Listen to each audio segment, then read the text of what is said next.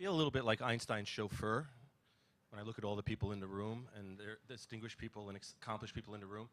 You know, I don't know if you know the story about Einstein's chauffeur. He was ferrying Einstein around, you know, sometimes 3 or 4 speeches a day for about 3 months. And at one point at the end of 3 months of doing this, Einstein fell in the back of the car and just said he was exhausted and just couldn't do it anymore. And the chauffeur said to him, you know, Professor, I've been watching and listening to your speeches so many times I could give it myself. Why don't we switch places at the next spot? And so they went to some university, and of course they changed hats, and the chauffeur got on stage and delivered the theory of relativity speech exactly on a perfect cadence without missing a beat. And when he was finished, a professor in the audience raised his hands and asked an incredibly complicated question. And again, the chauffeur, just without missing a beat, said, you know, that question is so simple, I'm going to let my chauffeur answer it.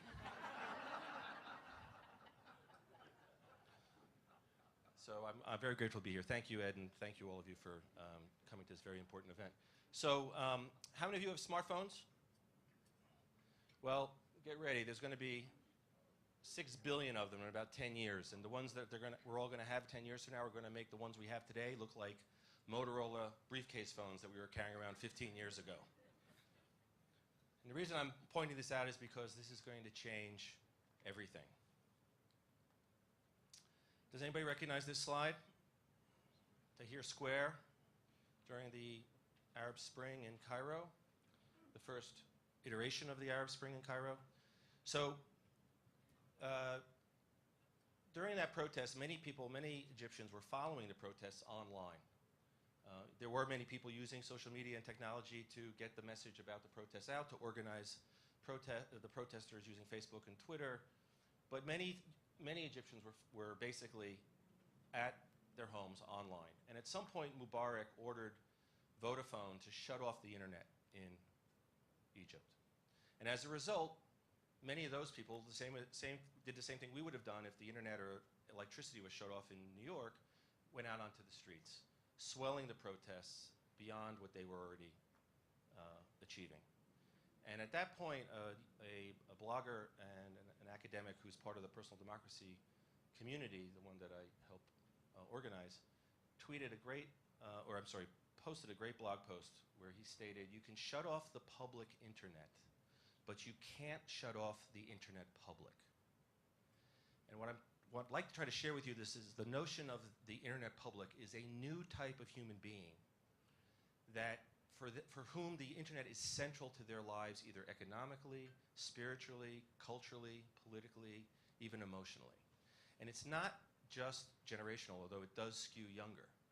This is a phenomenon that is occurring across the planet, and you can see evidence of it in the ACTA protests in Europe, the populist protests in Israel, the Coney 2012 phenomenon that occurred last year, the Susan G. Komen Planned Parenthood battle, and even in China, where you think that the security apparatus would prevent the internet public from having a voice, when Chen Guangchen was fighting for his release, hundreds of thousands of Chinese posted pictures of themselves wearing sunglasses on the internet.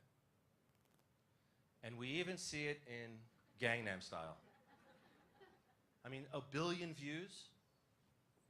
It's a cultural phenomenon. Whether you like Gangnam or not or can do the dance, something has changed. But you can also see it in evidenced here. And this is, I'll tell you a quick story firsthand. I happen to chair something called the New York Tech Meetup, which is a 30,000 member organization representing mostly the startup community, but people interested in technology. Our organization grows by about 250 people a week. And back on January 18th, 2012, we participated in a protest for what was known as the SOPA and PIPA bills, which you may have heard about. And we went to Senator Schumer's and Gillibrand's offices on 3rd Avenue to show our displeasure at the fact that they were sponsoring those bills. We sent one email to our membership, and 3,000 of our members came to that protest. But what was interesting was what happened afterwards, which was Senator Schumer called us up and said, I've never seen that many people come to a protest that didn't arrive by bus. Could someone please explain this to me? And he asked for a gathering of 20 of the leaders from the tech community to get together with his senior staff. And he said, quote unquote, "I understand that you've created a new political currency that has nothing to do with money per se. I want to learn how to harness this. I want to learn how to use these technologies, and I hope that you will learn to trust me so that we can work together to overturn Citizens United and to make our democracy stronger." And since then, his staff has been in touch with many of these same people, and he has not yet called a single one of them, and many of you know Chuck, has not asked any of them for any money. But let's move on.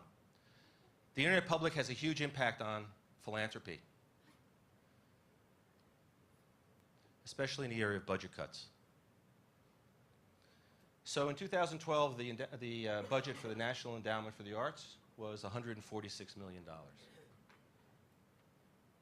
But now platforms, not just programs, are being built using technology that are transforming the way we fund the arts.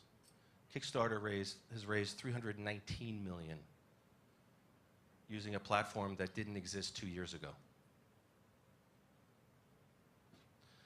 This is a map of a project called, from a program called, or a platform called Ushahidi.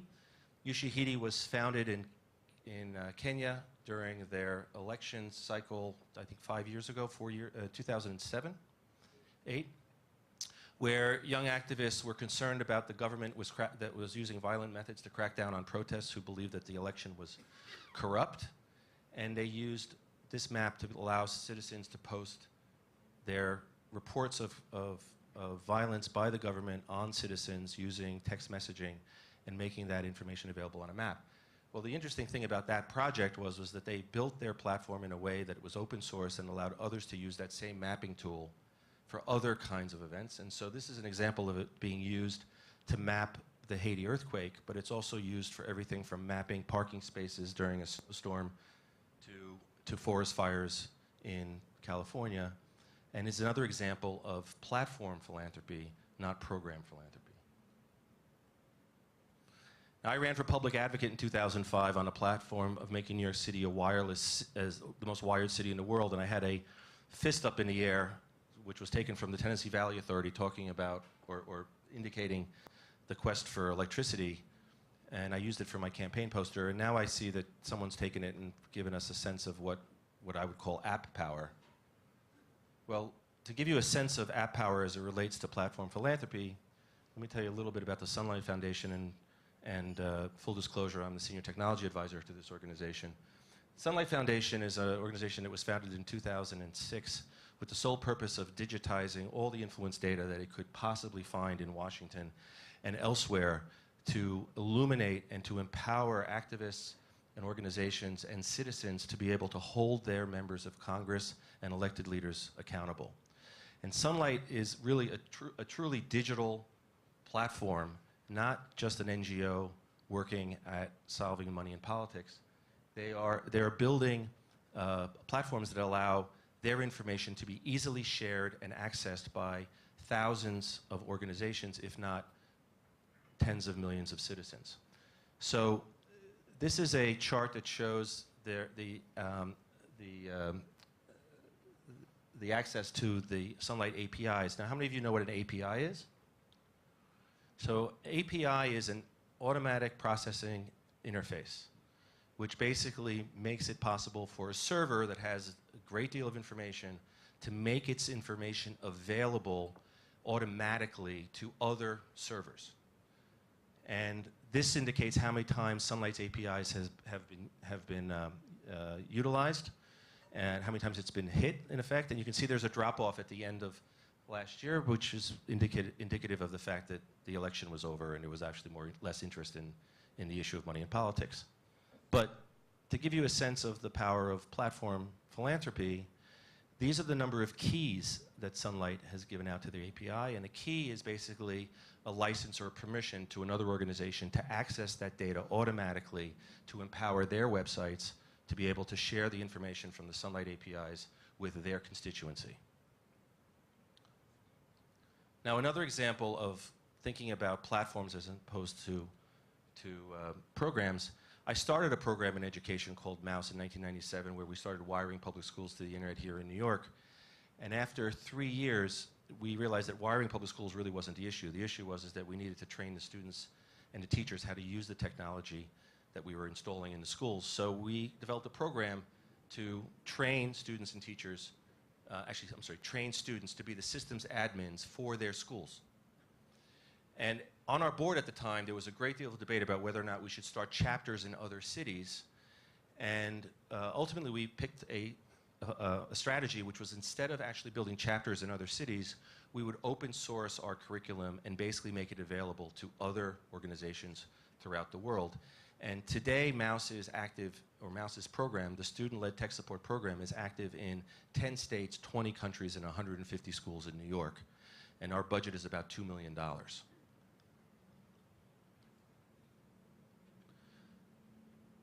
But we still have a big digital divide. And the reason why we have a big digital divide is that we can talk about how we wire public schools as much as we want, but we're not wiring our students at home. $80 or $90 or $100 a month for access to the internet is beyond the reach of most working class families. And in the session before lunch, we heard how a third of America's citizens at the lower end of the economic scale are not participating, are not having their voices heard. One of the major reasons is because they're not getting online. And one of the biggest reasons why they're not getting online is because we have a duopoly in our country between the telcos and the cable industry that have handicapped and have set us back in order to be able to compete in the 21st century economy. This slide shows we pay the highest rates for broadband in the world. We are about the middle in terms of its speed. And this chart will just show you the amount of influence peddling of money from telcos that has gone into the pockets of congressmen in order to influence the regulatory environment around broadband. We can't wait 10 years for someone to figure out how to get the United States on equal footing with the rest of the world's economy. And we can't wait for our democracy to figure out how to get to that other 30% of people who don't have a voice unless we solve this problem. And I'm very happy to see that the Attorney General is here, who has expressed some interest in this subject. I hope that he picks up the ball on this and starts asking some very serious questions which aren't being asked in Congress and certainly not being asked enough at the FCC and other regulatory agencies. But what about you? So how many people here are concerned about privacy? Your own privacy when you're online? Well, you all texted earlier, by the way. We collected all your phone numbers. But seriously, of those of you who raised your hands and those of you who didn't, how many of you have actually read a terms of service all the way through? All the way, one person, two people, all the way through before you clicked yes. Think about that. Do you have any idea what you gave away? Our hunger for technology, these apps, they're all wonderful, but we're not taking personal responsibility for what we're giving away. We're not asking ourselves critical questions about that. And the reason I'm putting up this particular slide is because if you want to think about how we're going to transform philanthropy, you'll have to spend some time thinking about how you're going to transform yourself. We all have trouble getting past our past. It's a struggle. I grew up before the internet, went to school before the internet was born, and I'm still trying to figure out how to configure my RSS feed or my TweetDeck or how to log into Twitter sometimes. But I know the technology is changing the equation, and unless we as philanthropists recognize the power of it as a tool for good, it will be used as a tool for bad. And the biggest takeaway I can give you is for us not to think of technology as a slice of the pie.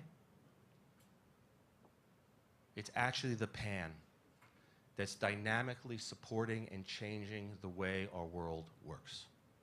It's not a bunch of startups. It's not just a bunch of apps. It's a fundamental reordering of the world by the internet public. And if you want to think about how to challenge yourself in your jobs and your personal life, I leave you with this quote by Buckminster Fuller. I'll give you a second to read it.